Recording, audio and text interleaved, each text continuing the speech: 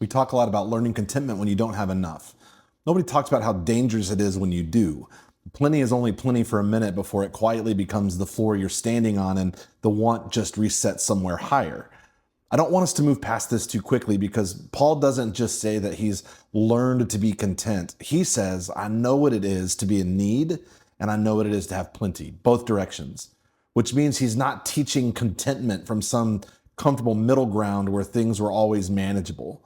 Paul has actually been on both ends of the spectrum and he has found something that held up in either place. And I think that matters enormously for how seriously we take what he's been saying. Because truthfully, it's easy to teach contentment from a distance. Paul doesn't have that luxury and he's not trying to. He has receipts.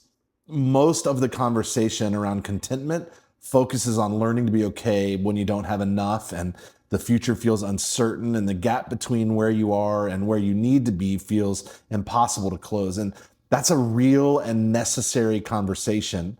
But for today, I want to stay on the plenty end just for a minute because I think it's more dangerous and less discussed direction. And honestly, maybe the more relevant one for a lot of people listening this morning. Here's what plenty does if you're not paying attention. It makes you forget.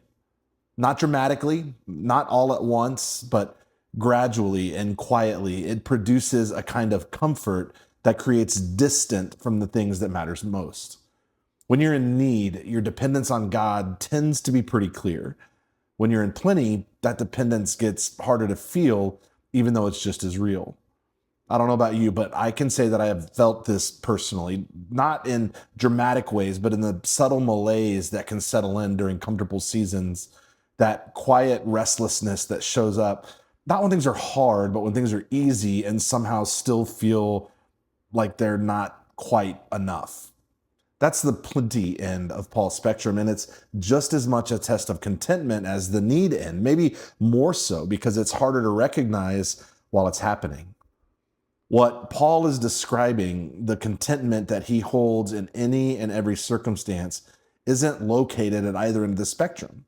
It's not found in having enough or in learning to survive without it. It's located somewhere else entirely, somewhere that neither need nor plenty can touch. And that's where we're headed tomorrow. Thanks for spending a few minutes with me before the noise today. Whether you find yourself in need or in plenty this morning, pay attention to what it's producing in you. Just know that no matter what is true about your situation, our God loves you more deeply than you could possibly imagine. I look forward to seeing you tomorrow.